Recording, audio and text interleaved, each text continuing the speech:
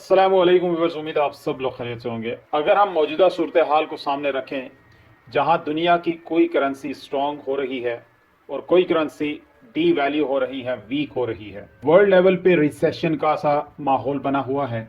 ऐसी सिचुएशन में कुछ ऐसे housing projects, specially private housing societies हैं कि जिनकी सेल परचेज रुकी हुई है और उनके प्रॉफिट्स तकरीबन 20 से 25 लाख तक नीचे आ चुके हैं। और इन प्रोजेक्ट्स में अगर आप अपने प्लॉट की ऑफर लगवाते हैं तो डीलर्स ये कहकर बहुत डाउन ऑफर देते हैं कि हालात आपके सामने हैं, हालात ही ऐसे हैं। लेकिन ऑन दी अदर साइड कुछ ऐसे सीरियस सेक्टर्स हैं जिनमें एक बहुत ही अच्छी बात, बहुत ही अहम बात नोट की गई है। सीरियस सेक्टर्स में रेजिडेंशियल प्लॉट्स हों, कमर्शियल हों, अपार्टमेंट्स हों या घर हों, आज भी उनकी प्राइसेस आसमानों से बातें कर रही हैं।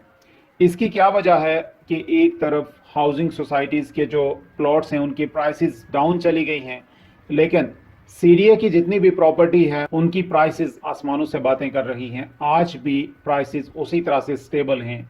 कोई थोड़ा बहुत 19-20 का फ़र्क पड़ा हो, लेकिन ये है कि अक्सर सीडीए के प्रोजेक्ट्स में ये देखा गया है प्राइसेस हमेशा मेंटेन रहती हैं और आज इस क्राइसिस में भी प्राइसेस मेंटेन हैं। आज की इस वीडियो में हम ये जानने की कोशिश करेंगे कि प्रॉपर्टी की प्राइसेस वाकई में गिर जाएंगी। आज जो लोग इन्वेस्टमेंट करना चाहते हैं, प्लॉट्स में हो, घरों में हो, कमर्शियल में हो या अपार्टमेंट्स में, क्या उन्हें इन्वेस्टमेंट कर लेनी चाहिए या कि फर्दर वेट करना चाहिए, फर्दर इंतज़ार करना चाहिए ताकि इससे अच्छी प्राइसेस हों खरीदने के लिहाज से, इससे ज़्यादा कम प्राइसेस हों खरीदने के लिहाज से, तो उस वक्त खरीदा जाए।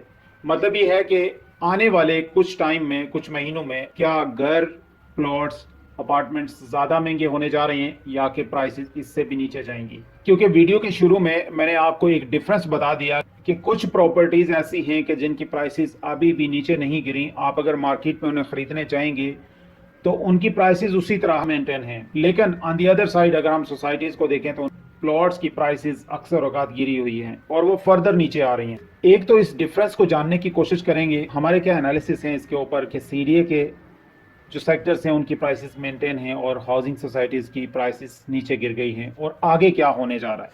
उससे पहले चैनल को सब्सक्राइब करना, वीडियो को लाइक एंड शेयर करना ना भूलिएगा। सबसे पहले हम बात करेंगे कि जो हाउसिंग सोसाइटीज़ हैं उनकी प्राइसेस क्यों गिरी हैं, क्या ऐसी रीजंस हैं। उसमें हम सारे फैक्टर्स आपको बताएंगे, लेकिन उसमें कुछ फैक्टर्स ऐसे भी होंगे कि बाद में जब हम आपको ये बताएंगे कि सीरियस सेक्टर्स की प्राइसेस क्यों नहीं गिरी हैं, तो वो हम एक कंपैरिजन मेक कर सकेंगे कि ये डिफरेंसेस हैं कि सीरियस सेक्टर्स की प्राइसेस नहीं गिरी और हाउसिंग सोसाइटीज़ की प्राइसेस गिर गई हैं। तो जनरली अगर हम देखें कि हाउसिंग सोसाइटीज़ की जो प्राइसेस हैं उसके जो मेन फैक्टर्स हैं उनमें से जैसे टैक्सेस इंक्रीज हो गए। पहले टैक्सेस कम होते थे, लोग सेल परचेज करते थे और उसमें अपना प्रॉफिट लेके निकल आते थे वापस, उन्हें टैक्स नहीं देना पड़ता था तो प्रॉफिट वो रख लेते थे। लेकिन अब जो बंदा भी शॉर्ट टर्म इन्वेस्टमेंट का सोचता है वो पहले ये सोचता है कि अगर लेट से मैं एक प्लॉट लेता हूँ, उसे मैं 4 महीने 6 महीने रखता हूँ, उसके बाद सेल करता हूँ, उसमें इतना प्रॉफिट नहीं होगा जितना मुझे टैक्स देना पड़ेगा, तो इससे अच्छा है कि मैं परचेज ही ना करूँ। और दूसरी एक फैक्टर ये भी है कि पॉलिटिकल सिचुएशन स्टेबल नहीं है, उसकी वजह से भी लोगों का जो रुझान है इन्वेस्टमेंट की तरफ वो ज़रा कम है, लोग डरते हैं। ओवरऑल वर्ल्ड लेवल के ऊपर रिसेशन है, प्रॉपर्टीज़ नीचे जा रही हैं, एसेट्स कुछ महंगे हो रहे हैं, कुछ सस्ते हो रहे हैं। तो ये भी एक अनसर्टेनिटी की एक सिचुएशन है, ये भी एक रीज़न है कि जिसकी वजह से लोगों का रुझान बाइंग की तरफ ज़रा कम हुआ है।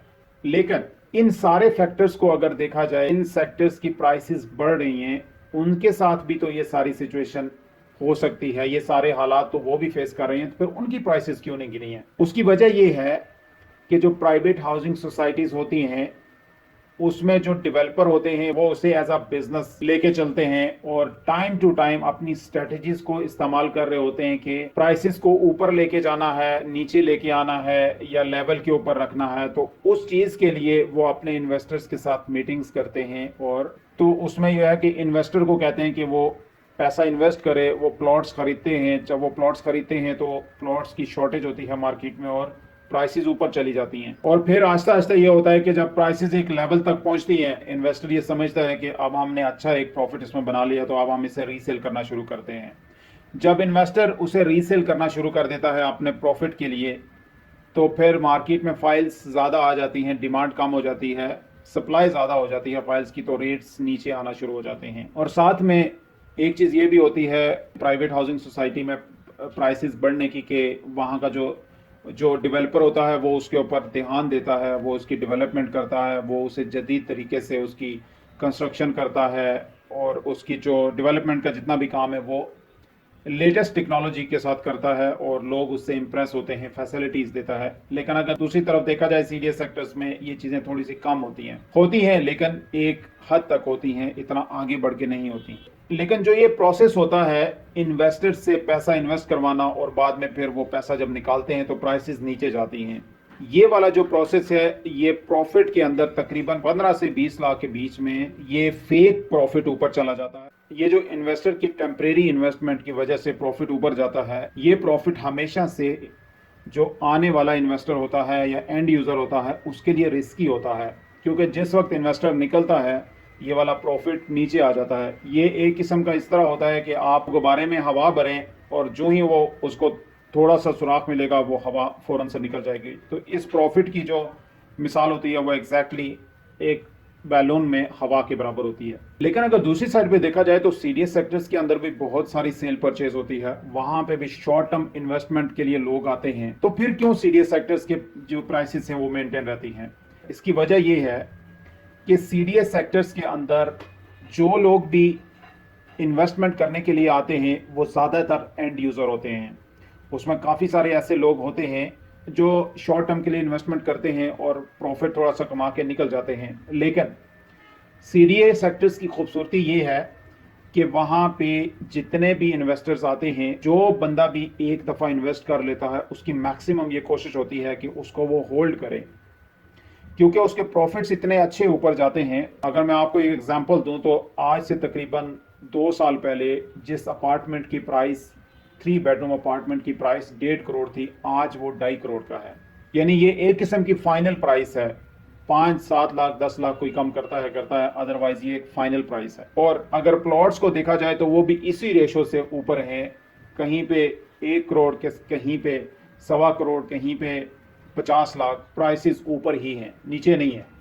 सीडीएस सेक्टर्स में प्राइसेस का मेंटेन रहने की वजह एक ये भी होती है कि हाउसिंग सोसाइटीज़ के अंदर लैंड बहुत ज़्यादा होती है, उसकी अवेलेबिलिटी बहुत ज़्यादा होती है। जब भी अगर इन्वेस्टर उसमें से निकलता है तो वो और ज़्यादा लैंड की सप्लाई हो जाती है प्लॉट्स की, और इस वजह से प्राइसेस नीचे जाती हैं। और एक बड़ी रीज़न ये भी होती है कि इन्वेस्टर जब शॉर्ट टर्म इन्वेस्टर वहाँ पे हाउसिंग सोसाइटीज़ के अंदर इन्वेस्ट करता है तो अगर वो 6 महीने बाद सेल करता है तो उसका प्रॉफिट इतना नहीं होता जितना टैक्स हो जाता है। लेकिन ऑन दी अदर साइड अगर सीडीएस सेक्टर्स में आप देखें तो 6 महीने के लिए आप जिस चीज़ को होल्ड करते हैं तो वहाँ पे 15 से 20 लाख 25 लाख भी प्रॉफिट आपको मिलता है, और इसके ऊपर अगर टैक्स चला जाता है तो वो इतना मैटर नहीं करता। ये कुछ ऐसी रीजंस हैं कि जिसकी वजह से सीडीएस सेक्टर्स के जो प्राइसेस हैं वो मेंटेन रहते हैं। अब हमने ये देखना है कि क्या जो हाउसिंग सोसाइटीज़ की प्राइसेस नीचे जाती हैं, आगे हम क्या समझें कि प्लॉट्स की, घरों की, अपार्टमेंट्स की या शॉप्स की, कमर्शियल प्लॉट्स की, रेजिडेंशियल प्लॉट्स की जो प्राइसेस हैं आने वाले वक्त में वो नीचे जाएंगी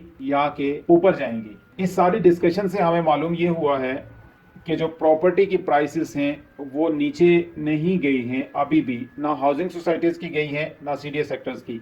हाउसिंग सोसाइटीज़ की जितनी भी प्राइसेस नीचे गई हैं वो सिर्फ इस वजह से गई हैं कि वहाँ पे जो एक फेक प्रॉफिट होता है, जो कि मस्नूई प्रॉफिट होता है, जिसको आप मस्नूई प्रॉफिट कहते हैं, वो प्रॉफिट सिर्फ नीचे गया है, यानी गुब्बारे से सिर्फ हवा निकली है। जो उसका नेचुरल प्रॉफिट है प्राइसेस वहाँ पे रुकी हुई है। अगर हम इस तरह से देखें तो प्राइसेस ना सीडीए की नीचे गई हैं ना हाउसिंग सोसाइटीज़ की नीचे गई हैं, सिर्फ बैलून में से हवा निकली है। क्या आने वाले वक्तों में घरों की, प्लॉट्स एंड अपार्टमेंट्स की प्राइसेस नीचे जानी है या कि इससे भी ऊपर जाएंगी? तो क्या ये बेस्ट है इन्वेस्टमेंट का टाइम या कि हमें इंतज़ार करना चाहिए? इन सारे एनालिसिस से हमें ये पता चलता है कि जिन लोगों के पास अभी प्रॉपर्टीज़ हैं वो लोग फ़ायदे में हैं। अगर वो इंतज़ार करते हैं तो आने वाले वक्तों में प्रॉपर्टीज़ ने और महंगा होना है। जिन लोगों के लेट से बने बनाए घर हैं वो डेफिनेटली महंगे इसलिए होंगे कि जो मटेरियल है वो ऑलरेडी महंगा हो चुका है और आगे आने वाले वक्तों में और भी महंगा होगा। लेट से एक आदमी ने आज से 2 साल पहले घर बनाया है और वो अभी भी उसके पास है, 2 साल पहले के बाद उसके बाद जितनी बार भी मटेरियल की प्राइसेस बढ़ी हैं वो एक किस्म की उसके घर में वैल्यू ऐड हुई है प्रॉफिट की, क्योंकि उसने तो मटेरियल सस्ता ख़रीदा हुआ है।